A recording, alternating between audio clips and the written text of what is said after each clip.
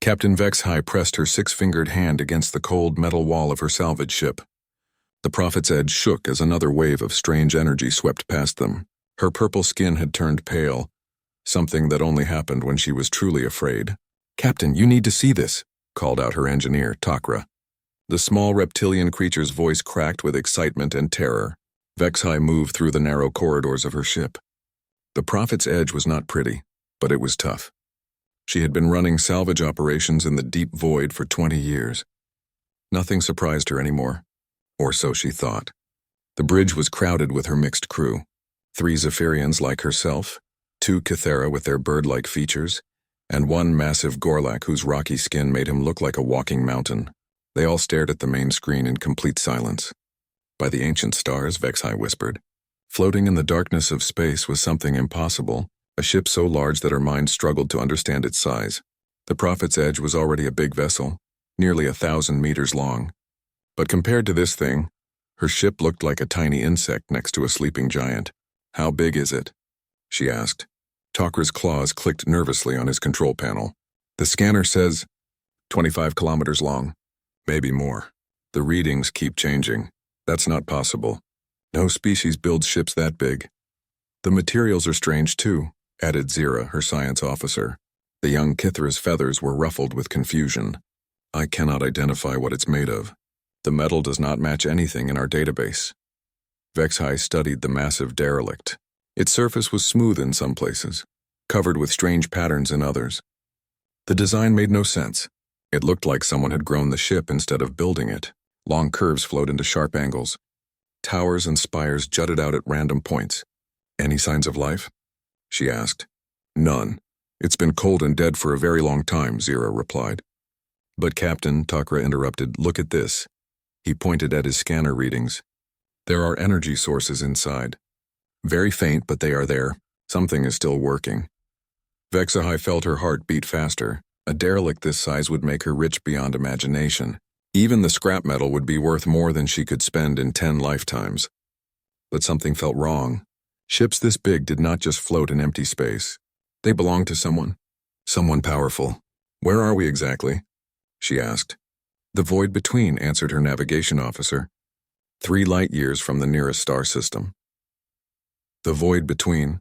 Even the name scared most spacers. It was the empty region where no sane pilot would go. Strange things happened there. Ships disappeared.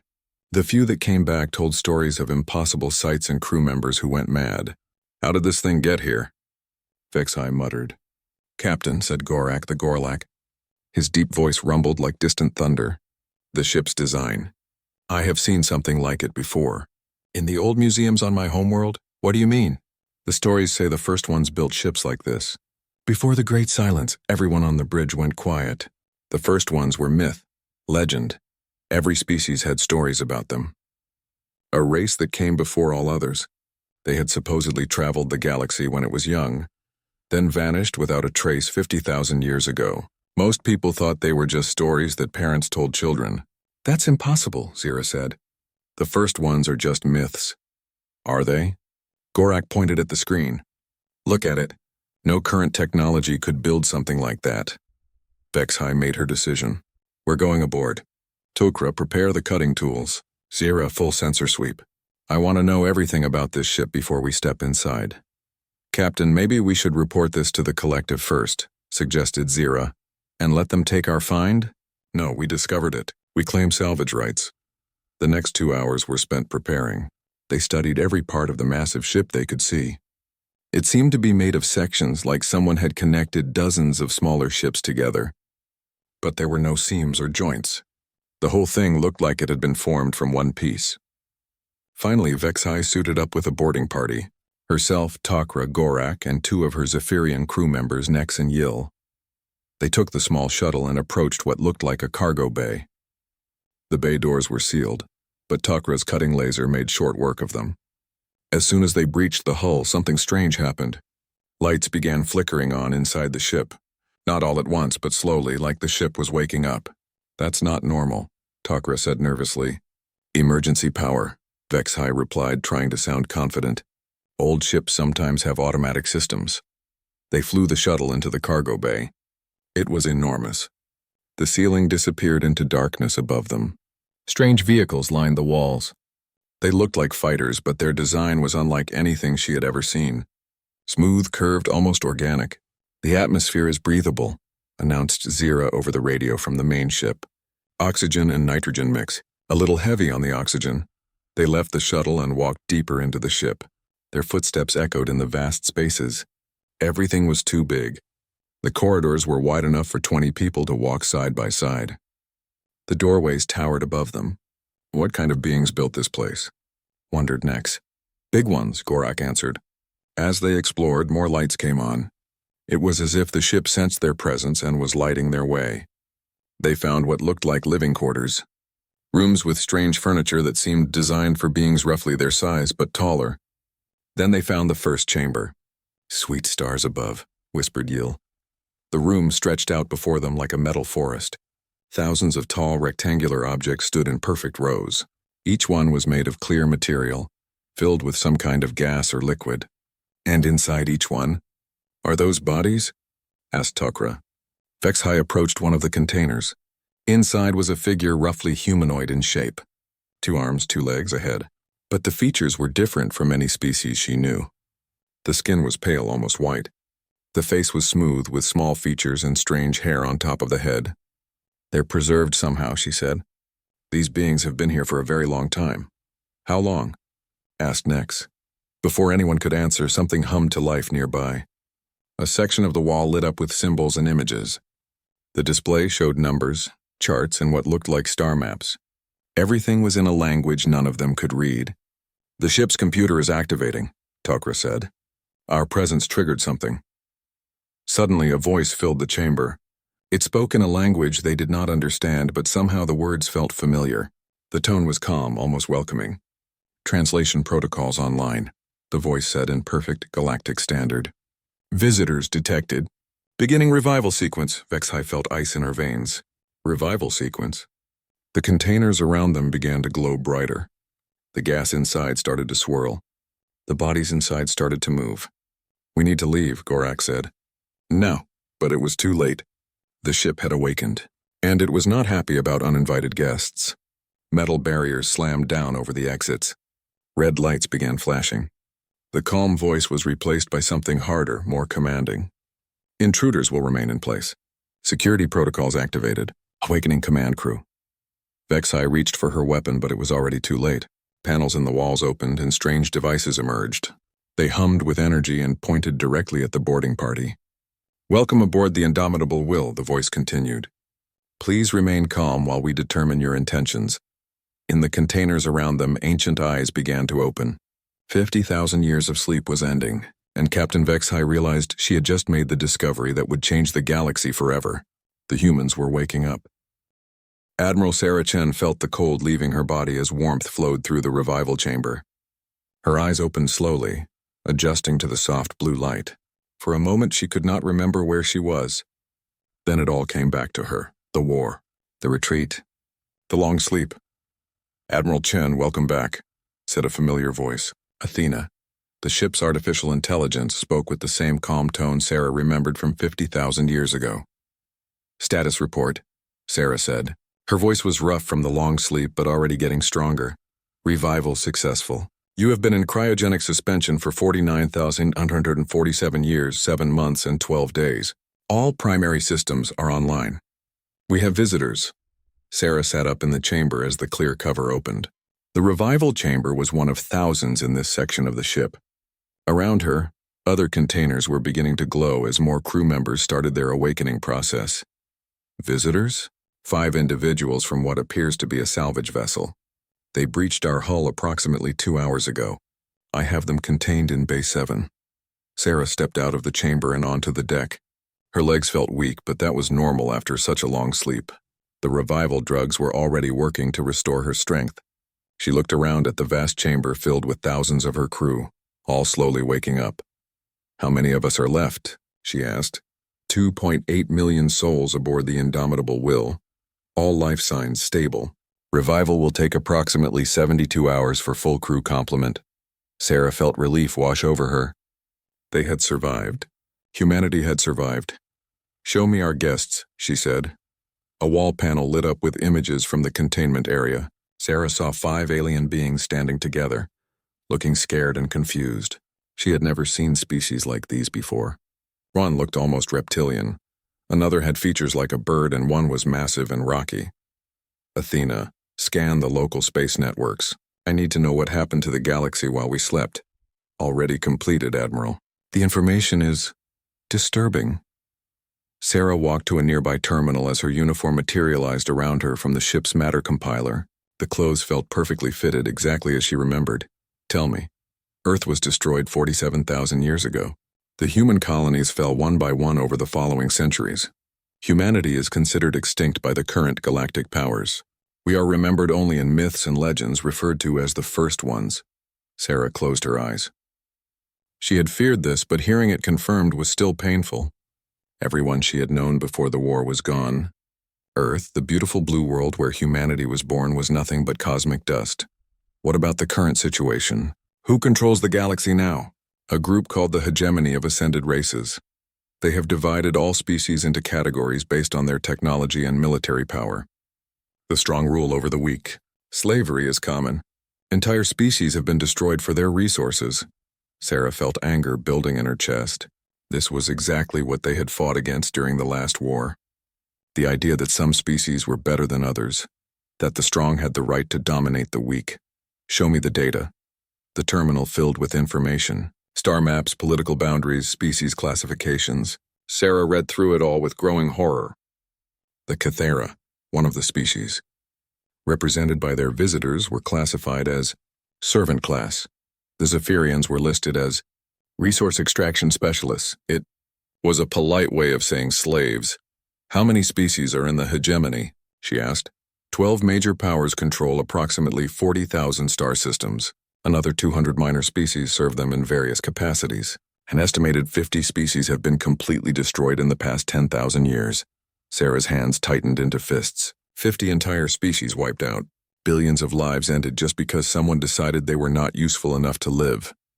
Admiral, Athena continued, there is something else you should know. Our presence here was not accidental. The salvage ship was drawn here by our passive energy signatures. Word of our discovery will spread quickly.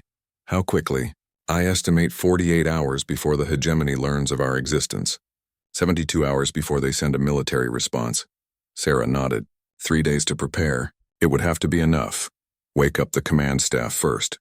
I want all department heads active within 12 hours. Then begin revival of the military personnel. Already in progress, Admiral. Sarah made her way through the corridors of the ship toward the containment area. The Indomitable Will was more than just a warship. It was a mobile city, complete with residential areas, farms, factories, schools, and everything else needed to support nearly 3 million people. They had built it during the darkest days of the war, when it became clear that humanity might need to leave the galaxy entirely. The ship hummed with activity as automated systems came online. Lights turned on throughout the massive vessel. In the distance, Sarah could hear the sounds of other crew members beginning to wake up. She reached the containment area and looked through the viewing window. The 5 aliens were sitting together, talking quietly among themselves. They looked frightened but not hostile. Athena, can you translate their language? Yes, Admiral. They speak Galactic Standard, the common language of trade. I have been monitoring their conversation. What are they saying? The Captain Vexhai is trying to keep her crew calm. She believes we are an ancient defense system that will shut down soon. The others are worried about their ship and whether anyone will come looking for them. Sarah felt a moment of sympathy for them. They were just salvage workers trying to make a living in a harsh galaxy. They had no idea they had stumbled onto something that would change everything. Open communications with them, she said. The containment area's speakers came to life. This is Admiral Sarah Chen of the human starship Indomitable Will. You're not prisoners, but our guests. I apologize for the rough treatment, but we had to be careful. The aliens jumped at the sound of her voice. The Captain Vexhai stepped forward. Human, she said, but humans are extinct. You are myths. Reports of our death have been greatly exaggerated, Sarah replied. We have been sleeping for a very long time. Now we are awake and we need to understand what our galaxy has become. Your galaxy? Asked the bird-like alien. Humanity was traveling between the stars long before your species learned to make fire, Sarah said calmly. We helped shape the early galactic community. We fought wars to protect weaker species from those who would enslave them. Then we were forced to leave. Why did you leave? HFY asked. Sarah was quiet for a moment. The real answer was complicated, involving politics and betrayal and desperate choices made in the heat of war. Because sometimes retreat is the only way to ensure survival. We left so that we could return one day when we were needed most. And now you think you are needed? Sarah looked at the data on her tablet. Slave species, destroyed civilizations, a galaxy ruled by fear and might. Yes, I think we are very much needed. Over the next few hours, Sarah interviewed each of the aliens separately. She learned about their lives, their fears, their hopes. HFY worked salvage because it was one of the few jobs that allowed her some freedom. The others had similar stories. They were all just trying to survive in a galaxy that seemed designed to crush anyone who was not strong enough to fight back.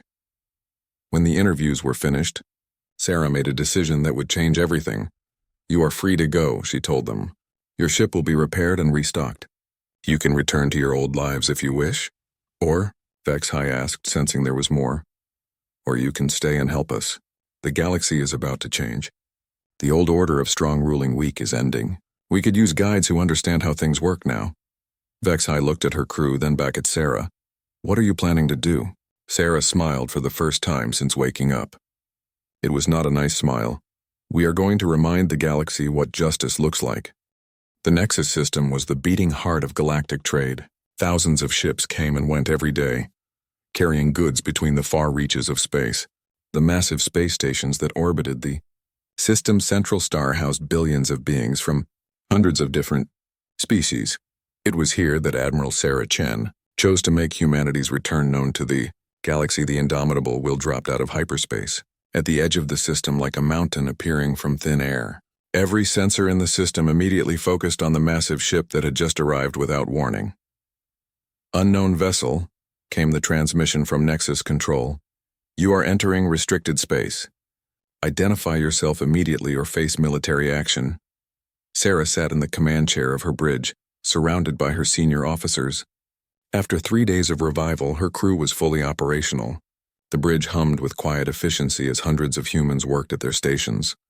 Open a channel to all frequencies, Sarah ordered. Let everyone hear this. Channel open. Admiral, reported her communications officer. Sarah stood up and faced the main screen, which showed the busy space lanes of the Nexus system. People of the galaxy, she began, her voice carrying across space to every ship, every station, every listening post within 100 light-years. My name is Admiral Sarah Chen of the human starship Indomitable Will. We are the species you call the First Ones. We have returned. The response was immediate chaos. Traffic control frequencies exploded with panicked chatter. Ships began changing course, some fleeing the system entirely, others moving to attack positions. We come not as conquerors, but as those who remember what this galaxy once was. Sarah continued. We have seen what it has become in our absence. The strong prey upon the weak. Entire species serve as slaves. Civilizations are destroyed for their resources. This ends now.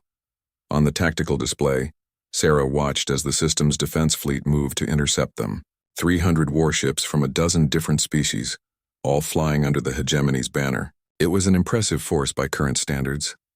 Admiral, called out Captain Torres, her tactical officer. The defense fleet is taking aggressive positions. They're powering weapons. Let them come, Sarah replied calmly. She turned back to the open channel.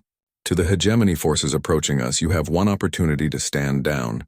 We do not wish to harm you, but we will defend ourselves if attacked. The lead ship, a massive Gorlak dreadnought, responded with weapons fire. Plasma bolts and kinetic rounds streaked toward the Indomitable Will. They never reached their target. The human ship's defensive systems activated automatically. A field of energy surrounded the vessel, and every incoming shot simply disappeared. The weapons fire was broken down into component atoms and scattered into space. Return fire, Sarah ordered quietly. What happened next redefined warfare for every species watching. The Indomitable Will did not fire massive cannons or launch missiles. Instead, small points of light appeared near each attacking ship. The lights touched the vessels gently, and their weapon systems simply stopped working. Engines shut down. Life support remained active, but every offensive capability was disabled. In less than 5 minutes, the entire defense fleet was floating helplessly in space. Medical teams, prepare to assist any crew members injured during the engagement, Sarah announced. Engineering teams begin repairs on the disabled vessels. We will not leave anyone stranded in space. The galaxy watched in stunned silence as human rescue ships launched from the indomitable will. Instead of destroying their enemies, the humans were helping them. "This is impossible," whispered Admiral Krextar, the hegemony's military commander in the Nexus system. He stood on the bridge of his flagship, staring at the tactical display that showed his entire fleet disabled. "Sir," his communications officer said with a shaking voice, "we're receiving another transmission from the human ship." "Put it through." Sarah's image appeared on the main screen. Behind her, the bridge of the indomitable will showed technology beyond anything the hegemony possessed. "Admiral Krextar," Sarah said, "we need to talk." An hour later, Krextar found himself aboard the human ship. The shuttle bay that received him was larger than most space stations. The technology around him was so advanced that he could not understand how any of it worked. He was escorted through corridors filled with humans going about their daily business. They looked at him with curiosity but not hostility. Children played in parks that should not have been possible inside a starship. The air smelled of growing things. "Welcome aboard," Sarah said when he was brought to her ready room. "Please sit down." The room was comfortable but not fancy. Books lined the walls, actual physical books made of paper. A window showed the stars outside, though Krextar suspected it was really a view screen. "What do you want?" he asked bluntly. "I want to prevent a war," Sarah replied. "One that your people cannot win. Our fleets number in the millions of ships." "You have one vessel," Sarah smiled sadly. "Admiral, your entire defense fleet is floating outside, completely disabled. My ship did that without taking any damage at all. Do you really think numbers matter?" Krextar said nothing. He had seen the impossible happen with his own eyes. "But more importantly," Sarah continued, "we don't want to fight you. We want to change things peacefully." "Change what?" Sarah activated a holographic display that showed the galaxy. Different regions were colored to show the hegemony's territory. Slavery, genocide, the systematic oppression of weaker species. "The idea that might makes right." She looked directly at him. "How many species has the hegemony destroyed in the past 1,000 years? Species that could not contribute to galactic civilization," Krextar replied automatically. "Species that could not defend themselves," Sarah corrected. "Tell me, Admiral, what happened to the Veil Dancers of Altair 7? Krextar's expression darkened. "They were relocated. Their entire homeworld was strip-mined for rare metals. 12 billion sentient beings died so the hegemony could build more warships. That is not civilization, Admiral. That is barbarism. The strong have always ruled the weak. It is the natural order." Sarah stood up and walked to the window. "No, Admiral. It is not natural. It is a choice. And we are here to offer a different choice." She turned back to him. "Humanity will call for a galactic assembly. Every species, no matter how small or weak, will have a voice.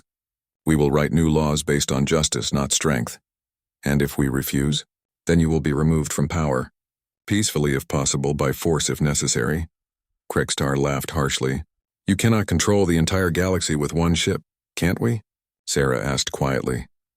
The holographic display changed to show real-time images from across hegemony space. Slave camps, strip mining operations, military bases. All of it was being observed by invisible human monitoring devices. "We know where every one of your facilities is located," Sarah continued. "We know the location of every fleet, every base, every leader. We have been watching and cataloging for the past 3 days. Impossible. Your security is designed to stop current technology. We are 50,000 years ahead of you, Admiral. We can be anywhere, see anything, do anything we choose." Krextar felt cold fear creeping up his spine. If the humans could observe everything, they could also act anywhere they chose. "What do you propose?" he asked. "Simple. The hegemony announces a galactic assembly within 30 days. All species are invited as equals. We will discuss a new structure for galactic government. One based on cooperation instead of domination. The Council will never agree. Then the Council will be replaced by people who will." Sarah's tone was calm, but Krextar heard the steel beneath it. "These humans would do exactly what they said they would do. "I will carry your message," he said finally. "Thank you, Admiral. Oh, and one more thing." Sarah smiled, and this time it was genuinely warm. "Your grandson, Kextar. He's 7 years old, correct?" Krexter's eyes widened in shock. How could they know about his family? "He wants to be a starship captain like his grandfather," Sarah continued. "In the galaxy we are building, he will be able to command ships that explore new worlds, not conquer them. He will never have to order the destruction of an entire species. Wouldn't that be a better future for him?" Krexter looked at this human woman who somehow knew about his most precious secret, his love for his grandson, and realized that everything had just changed. The old galaxy was ending. A new one was about to begin, and humanity was going to make sure it happened, whether the current powers wanted it or not. The Galactic Assembly was supposed to be humanity's greatest triumph. Representatives from over 300 species had come to the neutral world of Haven Prime. For the first time in galactic history, every sentient species would have an equal voice in government. But Admiral Sarah Chen could feel the tension in the air as she walked through the assembly hall. Not everyone was happy about the changes coming to the galaxy.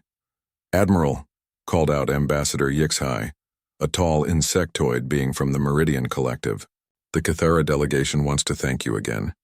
For the first time in 1,000 years we have hope." Sarah nodded politely, but her mind was elsewhere. Intelligence reports showed that several hegemony species were secretly meeting in back rooms. They were planning something. She could feel it. "Sarah," said a familiar voice behind her. She turned to see General Marcus Steele approaching. Marcus had been her second-in-command during the Old War. He was a good soldier and a loyal friend, but lately she had been worried about him. "Marcus, how are the security preparations?" "Complete. We have the entire planet under surveillance. No one can move without us knowing about it."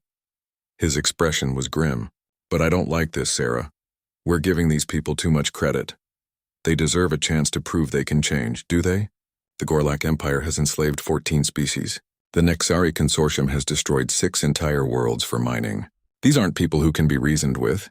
Sarah looked around the assembly hall. She saw species that had been enemies for thousands of years sitting at the same table, former slaves talking with their former masters. It was messy and complicated, but it was progress. "Everyone deserves a chance to choose a better path," she said. Marcus shook his head. "You're too soft, Sarah. We have the power to fix everything right now. Why are we wasting time with politics?" Before Sarah could answer, her communications officer's voice came through her earpiece. "Admiral, we have a situation." Priority 1. Sarah excused herself and walked to a private alcove. "Report. Long-range sensors have detected a massive fleet movement. Hegemony forces are massing in 3 different systems. Estimate 2 million combat vessels total." Sarah felt her heart sink. "Are they moving toward Haven Prime?" "Negative.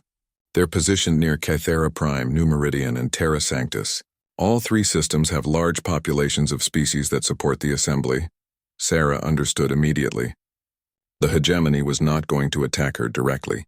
They were going to force her to choose between saving innocent lives and maintaining the moral high ground. Estimated time until they reach target systems: 6 hours for the closest fleet. 12 for the farthest. Sarah closed her eyes. Billions of innocent beings were about to die unless she acted. But if she left the assembly to save them, it would look like humanity was just another conquering force that imposed its will through violence. "Admiral," the communications officer continued, "there's more. General Steele has requested permission to deploy the 7th Fleet." Sarah felt cold. The 7th Fleet was their most aggressive unit. If Marcus took them into action, there would be no restraint. "No mercy. Denied. All fleets remain on defensive posture. But Admiral, those people will die if we don't act. I'm aware of that." "Chen out." Sarah returned to the assembly hall, her mind racing. On the main stage, representatives were still debating trade agreements and territorial boundaries. They had no idea that death was racing toward 3 of their worlds. She found Marcus near the human delegation area. His face was dark with anger. "You heard about the fleets?" he asked quietly. "Yes." "And you're going to do nothing?" "I'm going to honor the process we started here." Marcus grabbed her arm. "Sarah, there are 12 billion Cathara on their homeworld. They're going to die because you want to play politics. If we abandon this assembly to go fight, we prove that humanity is no different from the hegemony. That might makes right. Sometimes might is the only thing that works." Their argument was interrupted by a commotion on the assembly floor. Ambassador Korthak of the Gorlak Empire was standing at his podium, speaking in a loud voice. "Fellow representatives," he boomed, "we have just received word that unknown raiders are threatening 3 peaceful systems. Perhaps our human friends would like to explain how this happened during their so-called protection." Sarah felt the trap closing. The hegemony had timed this perfectly. Either she looked weak and powerless, or she abandoned the assembly to save lives and looked like a hypocrite. She walked onto the main floor. "Ambassador Korthak, perhaps you could tell us who these unknown raiders are? Your intelligence network is quite extensive." Korthak's rocky face showed mock confusion. "I'm afraid we have no information about this tragic situation. But surely the mighty humans can handle a few pirates." Murmurs went through the hall. Representatives from the threatened systems looked terrified. Others seemed angry that humanity might not protect them after all. "Admiral," Marcus whispered as he joined her on the floor, "we can't let this stand. Give me 1 fleet, just 1. I'll stop all 3 attacks." Sarah looked at her old friend. She knew he was right about the military situation. The 7th Fleet could destroy the hegemony forces easily, but she also knew that once they started down that path, there would be no going back. "The moment we use force to solve this problem," she said quietly, "we become just another military power imposing our will. The assembly becomes meaningless. The assembly is already meaningless if we can't protect the people who trust us." The argument was getting heated. Other representatives were starting to notice. Sarah realized that the human delegation was fracturing in front of the entire galaxy. "Admiral Chen," called out Ambassador Yixai, "what will humanity do about these attacks?" Sarah stepped to the central podium. The entire hall went silent. Every eye was on her, waiting to see what choice she would make. "The attacks on Cathera Prime, New Meridian, and Terra Sanctus are not being carried out by unknown raiders," she said clearly. "They are hegemony forces acting on orders from their leadership." Shocked gasps filled the hall. Ambassador Korthak stood up angrily.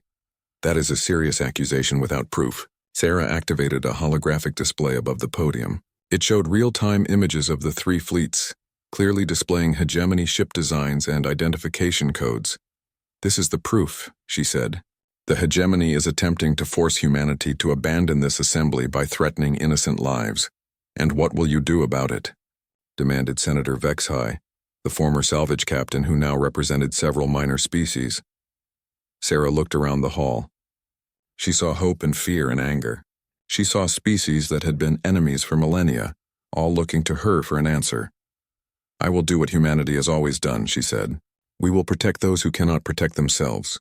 She turned to Marcus. "General Steele, you are authorized to deploy all necessary forces to defend the threatened systems." Marcus smiled grimly. "Understood, Admiral. What are the rules of engagement?" This was the crucial moment.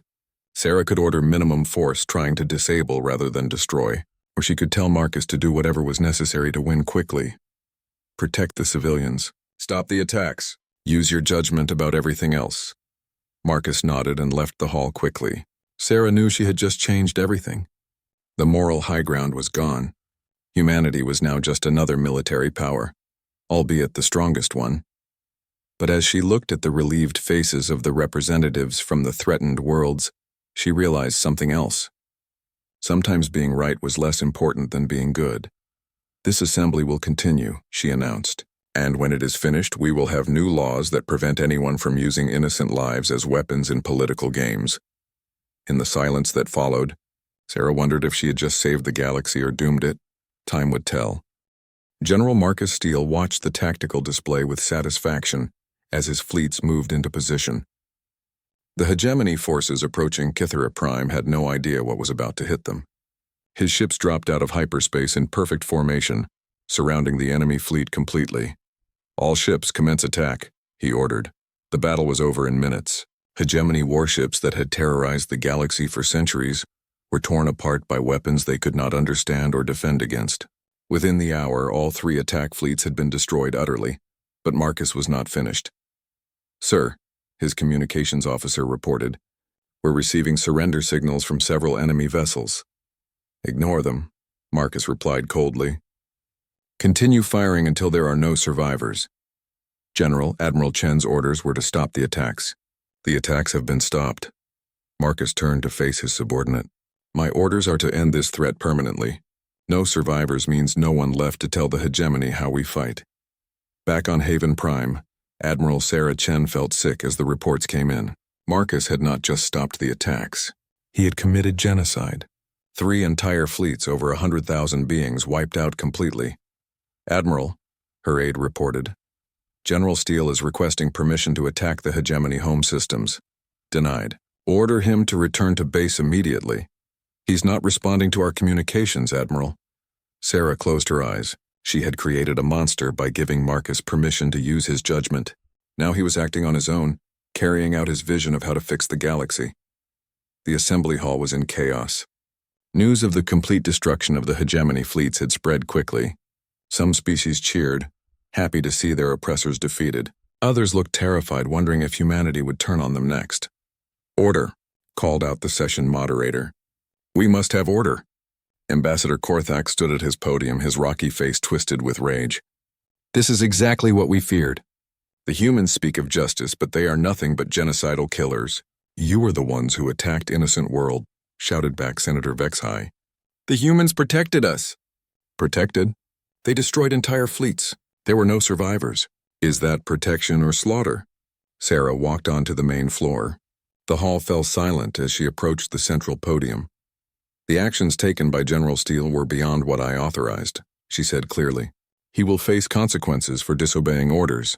Will you bring back the dead? Korthak demanded. Will your consequences undo the massacre? Sarah had no answer for that.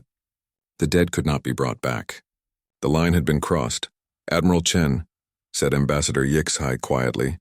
What happens now? Before Sarah could answer, alarms began sounding throughout the building. Emergency lights flashed red as urgent messages filled the communication channels. All representatives to secure areas immediately, announced the planetary defense system. Unknown weapon detected approaching the system. Sarah's blood turned to ice. On the main display, a new contact appeared at the edge of the Haven Prime system. It was massive, easily 3 times the size of even the largest hegemony dreadnought. Athena, Sarah said into her communicator. Identification of the new contact. Admiral, the vessel matches no known design. However, it is broadcasting on hegemony frequencies. They are calling it the final solution.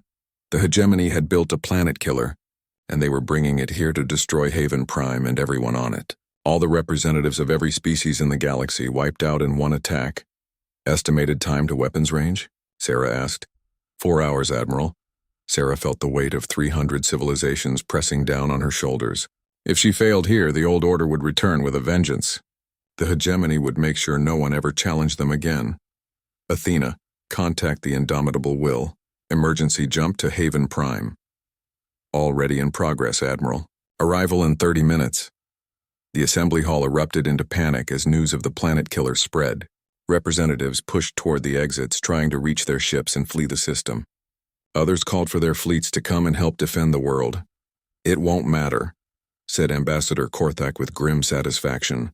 The final solution can crack a planet's crust from 1,000,000 kilometers away. Your ships will be destroyed before they can even get close. Sarah looked at the tactical display. The planet killer was indeed massive, bristling with weapons that could sterilize entire worlds. Even worse, it was surrounded by a fleet of conventional warships, protecting it from attack. But Sarah was not thinking about conventional attacks. All representatives, she announced over the loudspeakers, please remain calm. The situation is under control. Under control? Shouted someone from the crowd. They're going to kill us all. No, Sarah said quietly. They are not. When the indomitable will arrived, it did not take up a defensive position. Instead, it moved directly toward the planet killer, ignoring the escort fleet entirely. This is Admiral Chen to all hegemony forces. Sarah broadcast on all frequencies. You have one chance to surrender. Power down your weapons and prepare to be boarded. The response was immediate weapons fire from the entire enemy fleet. Thousands of energy beams and missiles streaked toward the human ship. They never reached it. Instead of defending itself, the indomitable will did something that redefined what was possible.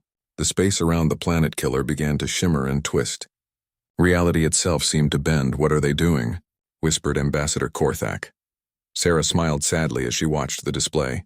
Something we hoped we would never have to do again. The planet killer and its entire escort fleet simply ceased to exist. Not destroyed, not vaporized, but unmade, the atoms that had formed the ships were scattered across light years of space in an instant. The galaxy watched in stunned silence as humanity demonstrated technology that seemed like magic. How? Asked Ambassador Yixhai. Humans learned long ago that the universe is not as solid as it appears, Sarah explained. Matter, energy, space, time, they are all connected. With enough understanding, you can change the rules. She turned to address the entire assembly. This is why we left the galaxy 50,000 years ago. We became too powerful. We were afraid we would become tyrants, ruling through fear of our abilities. And now? Asked Senator Vexhai. Now we have learned something more important than power, Sarah said. We have learned responsibility. She activated the main display, showing images from across the galaxy. Slave camps were opening, their prisoners walking free. Strip mining operations were shutting down as their equipment mysteriously failed. Weapons factories were converting to produce medical supplies and farming equipment. The old order is ending, Sarah announced. Not through conquest or destruction, but through choice. Every species will have the freedom to determine its own future. What about the hegemony leadership? Asked Ambassador Korthak. They are welcome to participate in the new galaxy, Sarah replied. As equals, not rulers. Over the following weeks, the new concordat was signed by representatives of over 400 species. The principles were simple. No species was superior to another, no one could be enslaved, and disputes would be resolved through discussion rather than violence. The Indomitable Will became the first ship of a new kind of fleet. Instead of carrying weapons, it carried teachers, doctors, engineers, and explorers.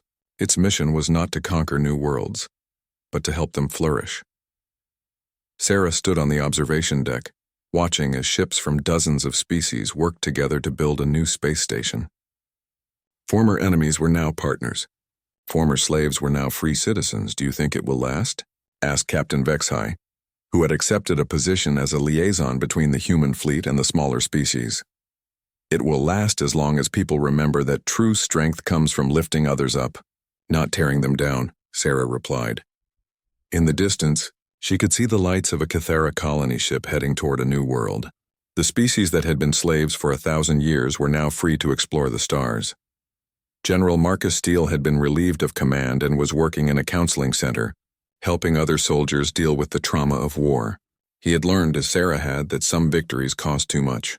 The galaxy was healing, and humanity had finally found its true purpose, not to rule the stars but to help others reach them. As Sarah watched the ships work together in the darkness of space, she smiled. They had awakened not as conquerors but as gardeners, and the galaxy would be beautiful because of it.